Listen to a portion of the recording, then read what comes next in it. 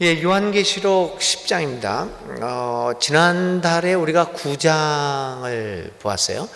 9장에서 이제 마지막 이제 8장 9장에서 일곱째 봉인이 띄어지면서 천사들이 나와서 이제 나팔을 불게 됨에 따라 거기에 따라서 여러 가지 재앙들이 나타나고 있죠.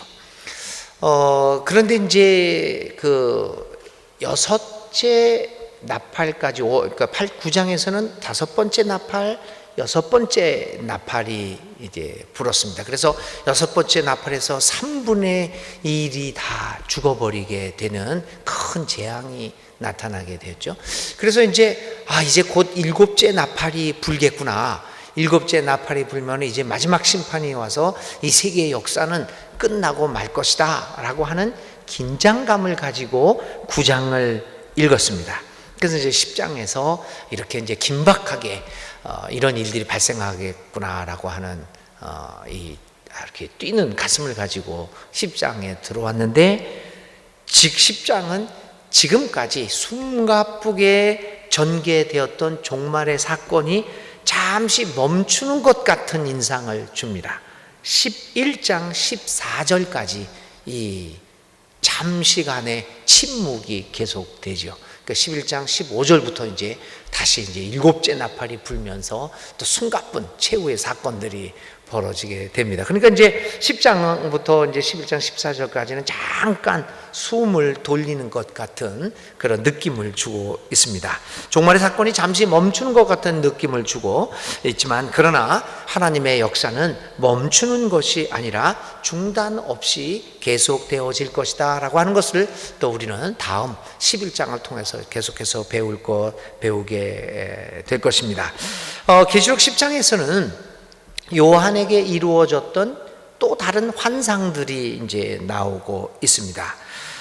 요한은 일곱 나팔을 불면서 재앙을 선포하는 천사들이 아닌 다른 천사를 봅니다.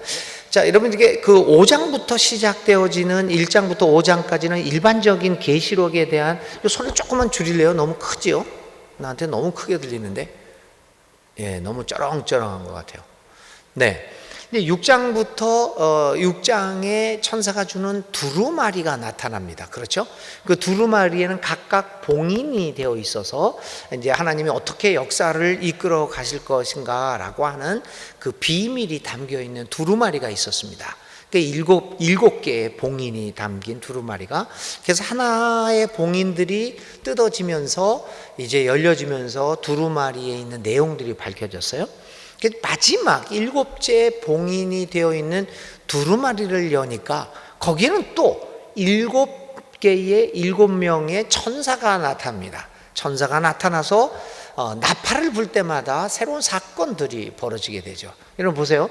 7개의 봉인 받은 두루마리, 7개 이제 완벽한 숫자를 이야기하죠. 그러니까 하나님의 역사들이 이제 완벽하게 이루어진다는 것을 얘기합니다. 그런데 마지막 일곱 번째 봉인을 여니까 거기서는 한 가지 사건이 나는 게 아니라 또다시 7개의 사건이 계속되고 있죠. 그래서 요한계시록이 어떻게 이 숫자를 이용해서 하나님의 뜻이 얼마나 온전한 것인가라고 하는 것들을 우리에게 가르쳐 주고 있는 거죠.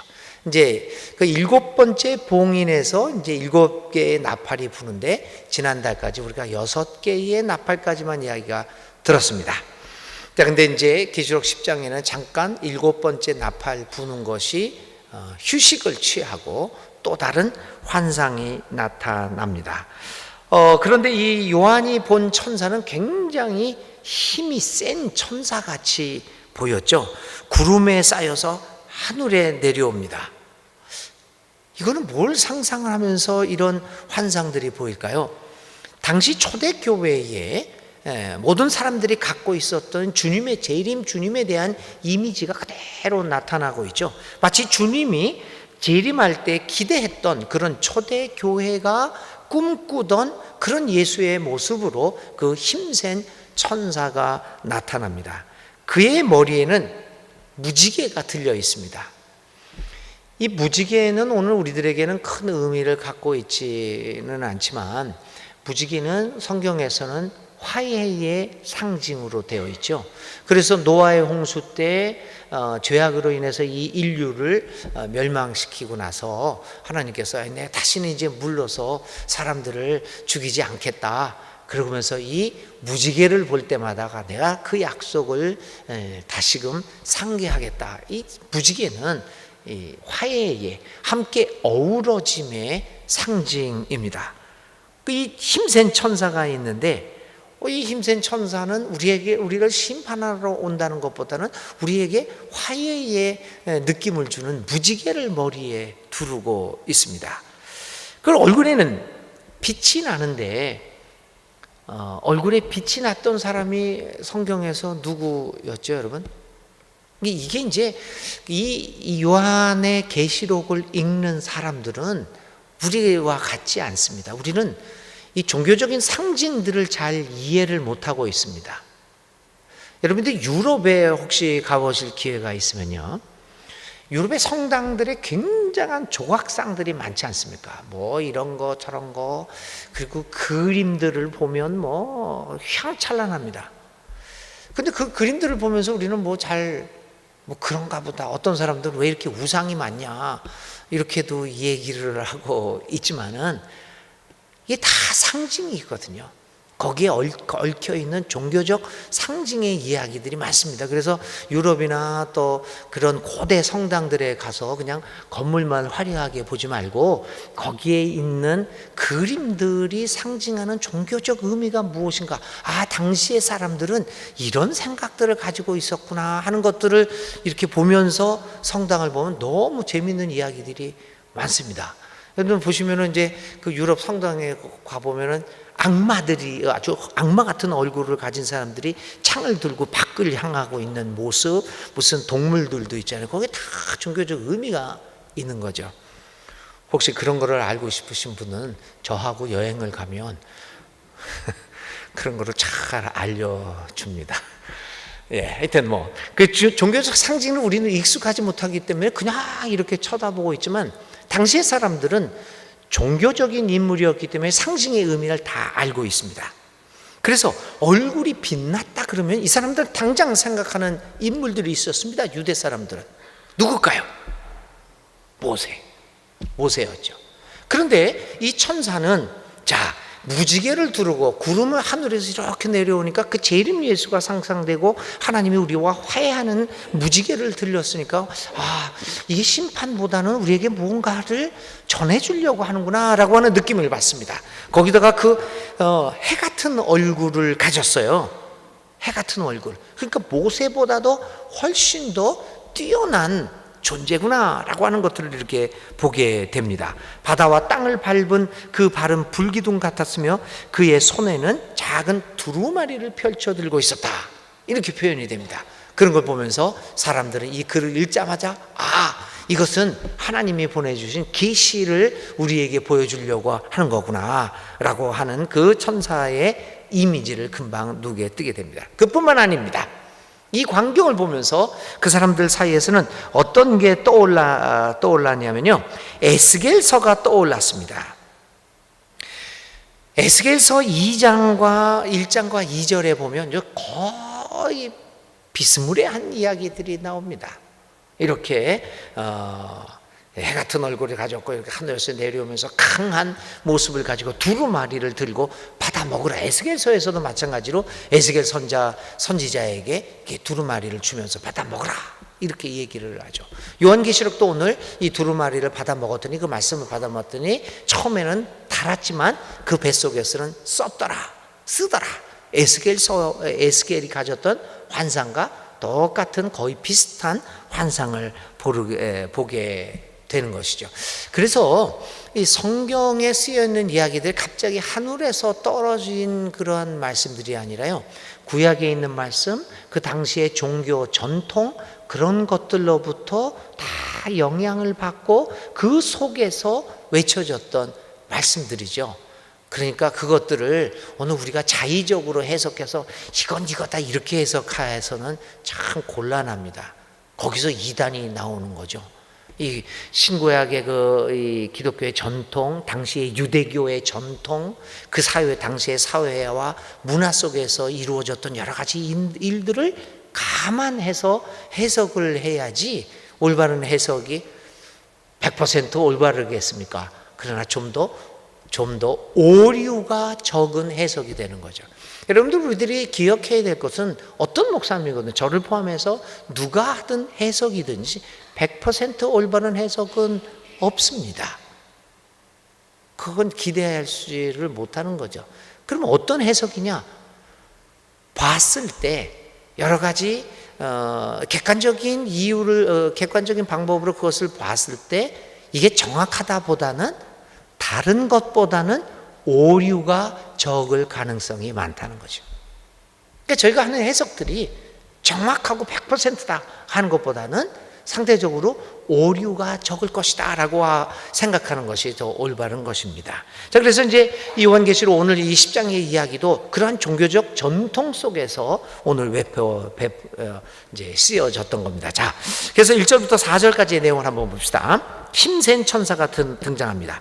요한은 7 나팔을 든 천사 외에 또 다른 천사 한 명을 보게 되는데 그 천사는 매우 힘이 센 듯합니다. 아마 요한이 본 천사가 하나님 자체가 아니었을까라고 하는 느낌이 들 정도로 이 천사는 다른 7 천사들과는 다릅니다. 그는 오른발로 바다를 디디고 온 발로 땅을 디디고 서 있는 모습을 보입니다. 그러니까 그러니까 바다와 땅을 발로 디디고 있으니까 온 세계를 다스리는 권세를 가진 분으로 받아들여지게 되는 겁니다. 그러니까 하나님이 보낸 그 메신저가 아닌 하나님 자체인 것처럼 요한은 보고 있는 것 같습니다. 이 세상을 다스리는 권세를 가지고 있었고, 그리고 그는 심판을 주장하는 매우 천사들이라고 한다면 천사 중에서는 가장 큰, 가장 높은 천사였을 것으로 추정되어졌습니다. 왜냐하면 그의 목소리는 천둥과 같아서 모든 사람들이 그 소리에 두려워 떨게 할 수 있는 권위를 가지고 있었기 때문입니다. 그는 천둥 같은 소리로 하나님 사람들을 떨게 하는 위력을 가지고 말을 전합니다. 하늘의 비밀을 전합니다. 그런데 하나님은, 그래서 요한이 늘 하던 버릇대로 그 하늘의 비밀을 천사가 우렁찬 목소리로 이야기를 하자 요한이 하던 버릇대로 그것을 기록하려고 합니다.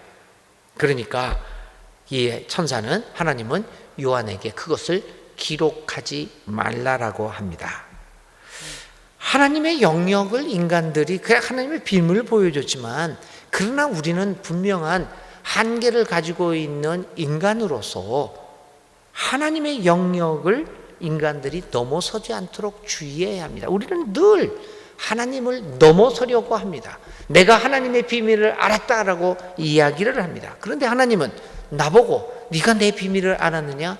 알았다고 할지라도 말을 하지 말라. 기록하지 말라.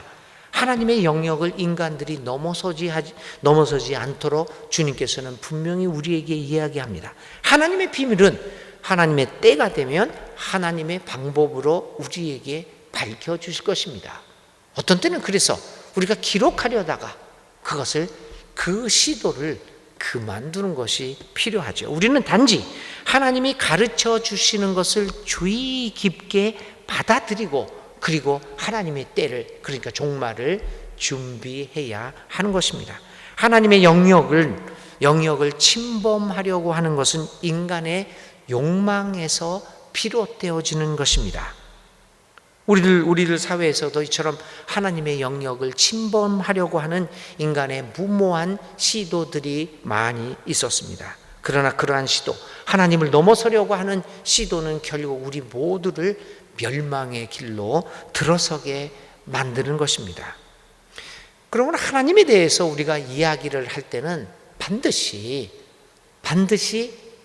조심스러운 태도로 말을 해야 합니다. 우리는 한계가 뚜렷한 존재입니다. 그 뚜렷한 존재가 무한의 한계가 없는 존재를 어떻게 이해할 수 있겠습니까? 뭐 잘못된 개는 없다, 뭐 나쁜 개는 없다. 그런 그 프로그램이 있지 않습니까? 개의 잘못된 버릇을 고쳐주는 그런 프로그램이 있어요. 그걸 보면서 많은 것들을 배우는데요. 그 프로그램을 보면서 하나 느끼는 게 있습니다. 강아지는요, 인간을 절대 이해 못하는 사실을 거기서 발견합니다. 우리가 나쁜 개가 없다고 하는 것은 그 나쁜 개를 개가천선, 그래가지고 개를 고칠 수 있는 것은 우리가 개를 완전히 이해할 수 있기 때문입니다. 그래서 개의 행동 하나하나를 왜 이렇게 이런 행동을 하는 것인가 라고 하는 것을 이해하게 되는 것을 이해하게 됩니다. 그렇게 되면 그 개를 그의 버릇들을 고쳐주게 되는 것이죠. 그러나 개는 결코 인간 존재를 이해하지 못합니다. 어느 정도까지 인간의 말을 알아듣고 인간의 심리를 파악해서 순종하기는 하지만 인간의 뜻을 전체적으로 알아서 순종하지는 못합니다. 그건 왜 그러냐? 인간의 존재는 개라고 하는 존재보다 더 큰 존재이기 때문입니다. 이유는 당연한 겁니다. 생명은 똑같은 생명이지만 존재의 범위가 개의 존재의 범위보다 더 크기 때문에 개는 우리를 포함시킬 수 없습니다. 마찬가지로 그게 이제 철학적 원리죠. 하나님은 무한의 존재입니다. 유한의 존재가 하나님을 완벽하게 품을 수가 없습니다. 제일 주의해야 할 것은 어떤 분이 이게 하나님이다, 이것만이 하나님이다 라고 마치 그것이 절대적인 진리인 척 이야기하는 사람, 그 사람들의 설교나 그 사람들의 가르침은 조심하셔야 합니다. 대부분의 이단들이 그렇지 않습니까? 오늘 하나님은 우레와 같은 목소리로 이렇게 큰 소리로 이야기를 하면서 요한이 그것을 받아 적으려고 하니까 적지 마라. 너는 내 안에서 내가 가르치는 것만 가지고 충분히 살아갈 수 있다. 하나님이 허락하지 않은 지식을 지나치게 추구하는 것은 우리로 하여금 교만하게 만들며 급기야는 하나님으로부터 멀어지게 만드는 결과를 낳을 수 있기 때문입니다. 이번에 제가 지난주, 그러니까 추석 전 지난주에 목회 멘토링이라고 하는 데를 갔었어요. 거기에 한 60여 명 젊은 목회자들, 이제 막 목회를 시작했고 개척하고 참 힘들게 하고 있는 30대, 40대 중반까지의 목사 부부들이 이렇게 와서 강의를 듣고 이제 멘토링 그거를 이제 했습니다. 그러니까 저하고 한 20년 정도 차이가 나는 목회 경력에서도 그렇고 이런 친구들이 와서 강의가 끝나고 이렇게 만나서 이야기도 하고 그러는데요. 이 친구들이 질문을 엄청 많이 갖고 있었습니다. 목회를 지금 한지 뭐 5년, 뭐 10년 안 되는 사람들이 대부분이었는데요. 여러 가지 성경의 지식, 신학적 지식, 목회에 관한 이야기들을 많이 이제 질문을 많이 갖고 있었어요. 그래서 저하고 대화를 나누면서 질문들을 많이 합니다. 많이 했습니다. 근데 창피하게 질문들을 하는데 뭐 신학적 질문들도 하는데 모르는 게 있더라고요. 여러분들 모르시면 어떻게 하시겠습니까? 여러분들은 그 사람들보다 더 많이 배웠고 또 경험도 많은데 창피하게 어떻게 모른다고 얘기를 하겠습니까? 근데 모른다고 이야기할 수 있겠죠. 여러분들이 목사한테 여러 가지를 질문하실 수도 있습니다. 이런 일 저런 일. 그런데 아는 것보다 사실 여러분 모르는 게 더 많습니다. 모르는 거는 모른다고 할 수밖에 없습니다. 그걸 가지고 억지로 하나님의 지식을 넘어서서 이야기한다는 건 그것은 오늘 우리들에게 주어진 일이 아닙니다. 너는 이것을 기록하지 말라. 이 짧은 말 속에서 우리들에게 이 종말의 때를 살아가는 우리들에게 이야기를 합니다. 하나님을 넘어서려고 하지 말라. 우리는 하나님이 아니다. 우리는 하나님처럼 모든 것의 중심이 될 수 없다 하는 것들을 우리는 다시 한번 깨달아야 할 것입니다. 하나님은 오늘도 우리에게 그것을 임봉하고 기록하지 말라 하십니다. 이러한 겸손한 마음을 가지고 천사들의 말을 듣고 하나님의 말씀을 순종하며 살아갈 때 우리는 올바른 종말의 때를 살아가는 사람들이 될 것입니다. 5절부터 7절까지입니다. 심센천사는 계속해서 하나님의 때는 종말의 때는 하나님의 때에 이루어진다고 강조합니다. 자, 다시 한번 얘기합니다. 종말의 때는 우리들이 생각하는 시기와 우리들이 생각하는 방법이 아니라 하나님의 때에 하나님의 방법으로 이루어지고 있습니다. 그러나 그 때는 얼마 남지 않았다고 얘기합니다. 사람들은 이제 7번째 나팔이 불면서 마지막 재난이 이제 발생할 것을 기다리고 있는데 갑자기 그게 멈춰섰잖아요. 그러니까 휴식이 옵니다. 잠시 동안 재난이 중지된 것을 보고 종말은 없다고 생각하고 있는지도 모릅니다. 심판은 없다고 생각하기도 합니다. 우리는 악을 저지르는 사람들의 특징이 그것 아닙니까? 내가 악을 저지르고 있는데 아무런 일이 발생하지 않습니다. 사실 여기서 악한 일을 저지르고 이렇게 집 밖을 나갈 때 갑자기 번개가 나와가지고 번개가 쳐가지고 그 자리에서 아나니아와 사프리아가 죽는 것처럼 벌어지는 일이 있다면 어쩌면 우리는 악을 저지르지 않을지도 모릅니다. 그런데 여러분, 악한 일을 저질렀는데 아무 일도 발생하지 않습니다. 벼락도 치지 않습니다. 가다가 돌뿌리에 걸려서 넘어지지도 않습니다. 아무런 재난이 없습니다.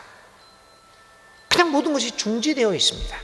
그래서 그들이 살아오고 있는 삶에 대한 성찰을 하지 않은 채 이 삶이 영원히 계속되리라고 하는 착각 속에서 살아갑니다. 잠시 재난이 멈춘 것 같습니다. 7번째 나팔이 불지 않습니다. 잠시 조용한 시간이 흘러가고 있습니다. 그것이 오늘 우리가 맞이하고 있는 이 7번째 나팔이 불기 이전의 이 중간 시기가 아닌가. 오늘 우리들에게는 아무런 일도 발생하지 않습니다. 재난이 중단된 것 같습니다. 그래서 우리는 우리의 삶에 대한 성찰을 하지 않습니다. 그런데 6절에 천사가 이렇게 얘기합니다. 그러나 때가 얼마 남지 않았다. 여기는 지체하지 아니하리니 이렇게 번역이 되어 있는데요. 새 번역에서는 이렇게 합니다.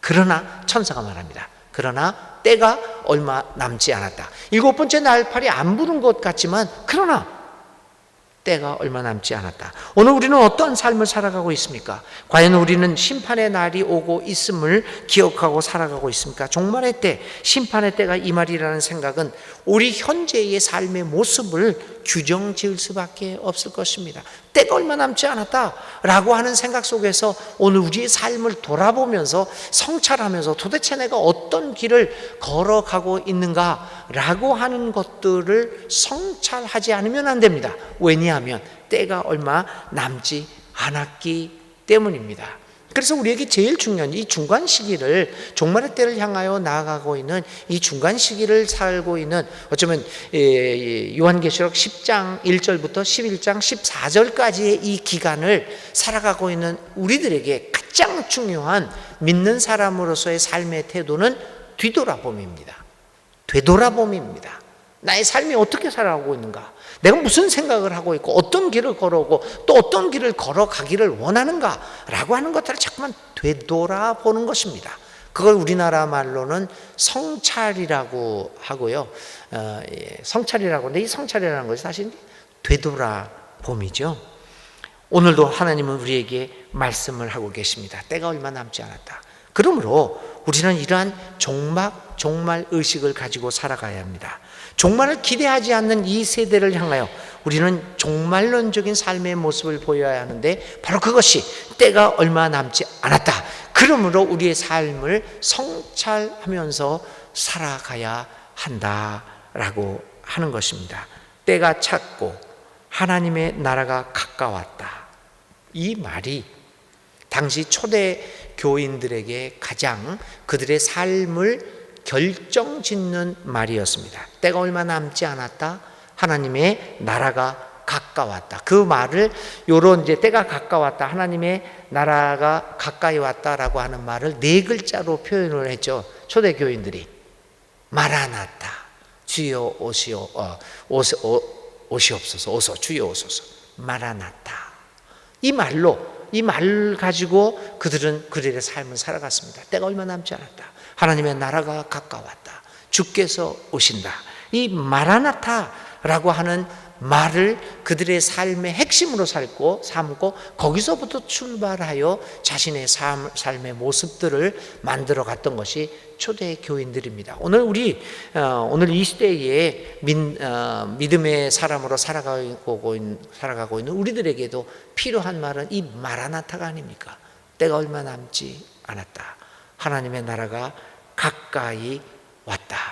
그러므로 오늘 우리의 삶의 길을 제대로 걸어가야겠다라고 하는 그러한 그 생각을 가지고 우리의 삶을 살아가야 할 것입니다.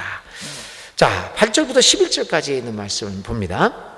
자, 이런 마라나타의 의식들, 때가 얼마 남지 않았고 하나님의 나라가 가까이 왔다라고 하는 이러한 생각을 가지고 있는 요한에게 천사가 작은 두루마리를 줍니다.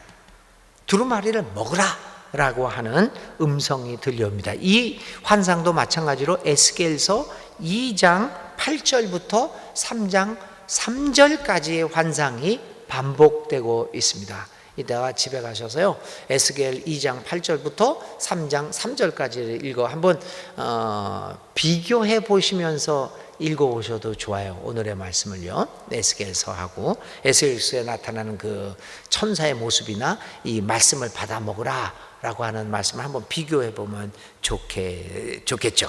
자, 다시 한번 요한에게 소명의 시간이 돌아옵니다. 다시 한번 요한을 하나님께서 부르십니다.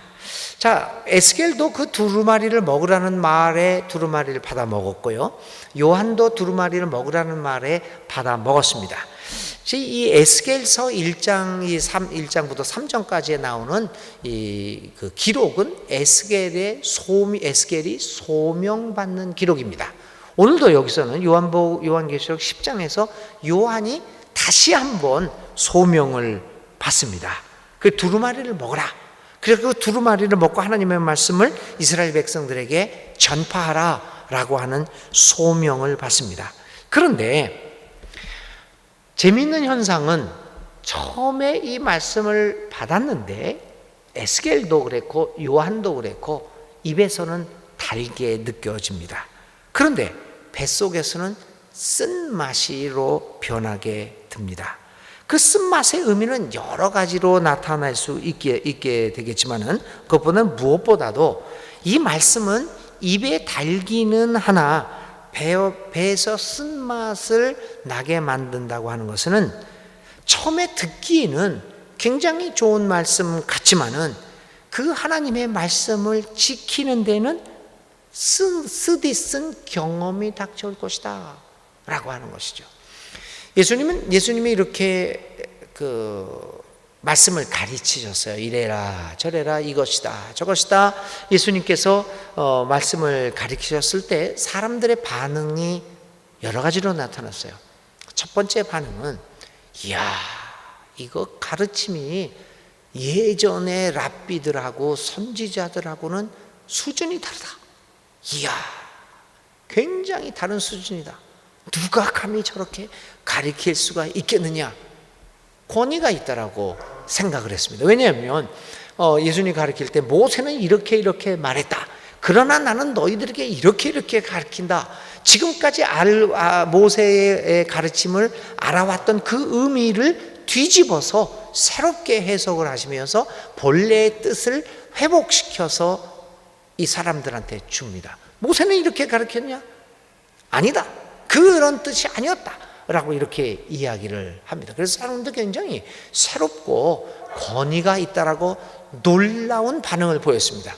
그래서 어쩌면 인기도 있으셨어요.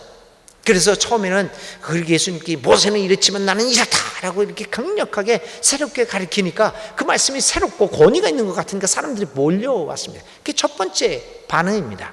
두 번째 반응은 뭐였습니까? 군중들의 반응은 어렵다라는 반응이었죠. 처음에는 놀랍고 신비스럽게 생각하더니 두 번째는 예수님의 말씀이 어렵다. 굉장히 단 것처럼 들렸지만 조금 있다가 보니까 그 말씀을 살아가기는, 실천하기는 힘듭니다. 쓰다 쓴 경험을 하게 됩니다. 어렵다라고 하는 반응이 나왔습니다. 그리고 세 번째 반응이 또 하나 나옵니다. 그 예수님의 가르침을 가지고 뭐라고 얘기하냐면은 걸려 넘어지게 하는 돌이다라는 반응들도 나옵니다. 결국은 어려운 정도가 아니라 이 말씀을 지키고 이 말씀대로 살아가려고 하면 도저히 우리의 삶을 살아갈 수 없다. 이렇게 함으로써 점차 단 말씀이 쓴 말씀이 되고 나중에는 걸려 넘어지게 하는 아픈 말씀으로 변하게 되는 것들을 우리가 봅니다. 하나님의 말씀은 어쩌면 우리 귀에 아름답게 들리는지도 모릅니다. 그러나 하나님의 말씀을 지키는 데는 쓴 경험이 닥쳐올 것입니다. 피할래야 피할 수 없는 것입니다. 아픈 경험이 닥쳐올 것입니다. 그것은 피할 수 없는 길입니다. 그래서 사람들은 좁은 길로 좁은 문으로 들어가지 않습니다. 넓은 길은 찾는 사람이 많습니다. 그러나 처음에는 달았지만 그 다음엔 쓴 경험을 주고 아픈 경험을 주는 이 하나님의 진리의 말씀은 좁은 길이기에 찾는 사람이 없습니다. 하나님의 말씀대로 살아가려고 하는 노력은 우리의 삶을 괴롭게 할 수도 있습니다. 많은 믿음의 위대한 선배들이 그러한 길을 걸어왔습니다. 그러나 결국에 이 말씀은 저와 여러분들을 생명의 길로 인도하는 말씀입니다. 사람들은 하나님의 말씀을 입에서 달게 받기는 하나 배에서 쓴맛을 내게 하는 경험을 갖기를 원치 않습니다. 그러나 배에서 쓰게 되고 나의 배를 아프게 하는 경험 끝에 우리는 그 말씀의 그 쓰디쓴 아픈 경험 끝에 생명의 세계가 열리는 것을 경험하게 될 것입니다. 쓴맛과 단맛과 쓴맛과 아픈 마음을 거쳐서 우리는 진정 생명의 맛을 보게 될 것입니다. 이게 원래 말씀의 본질입니다. 여러분들 하나님의 말씀이 어떻게 느껴집니까? 달게 느껴지시나요? 아니면 쓰게 느껴지시나요? 아프게 느껴지시나요? 이 달고 쓰고 아픈 맛을 거쳐 나가는 것이 그래서 이 말씀 가운데 생명의 맛을 볼 수만 있다면 그것이 말씀의 본질입니다. 종말의 때는 하나님의 말씀을 지키며 살아가는 생활은 진정 어려울 것입니다. 그것은 쓰고 아픈 마음일 것입니다. 그러나 배에서 쓰고 아픈 맛을 극복하고 이 생명의 말씀, 하나님의 말씀의 진리에 의해 살아나가는 그 사람은 종말의 때를 넉넉히 이겨나가는 사람이 될 것입니다. 오늘 내 입에는 꿀같이 달리라 그러나 내 배에서는 쓰게 되리라 라고 하는 천사의 경고의 말씀을 받고 그것을 아멘으로 하나님 입에서는 다나 배에서는 쓴맛이 나더라도 주님의 말씀을 받겠습니다 라고 하는 믿음의 결단을 하는 우리들에게 하나님은 사명을 맡기십니다. 그게 11절 말씀입니다. 그가 내게 말하기를 내가 많은 백성과 나라와 방언과 임금에게 다시 예언하여야 하리라 말씀합니다. 결론적으로 요한은 예수님의 다시 한번 이 10장에서 잠시 새로운 이제 7째 나팔 속에서 최대의 재난이 시작되기 전에 요한은 다시금 자신을 추스려야만 했습니다.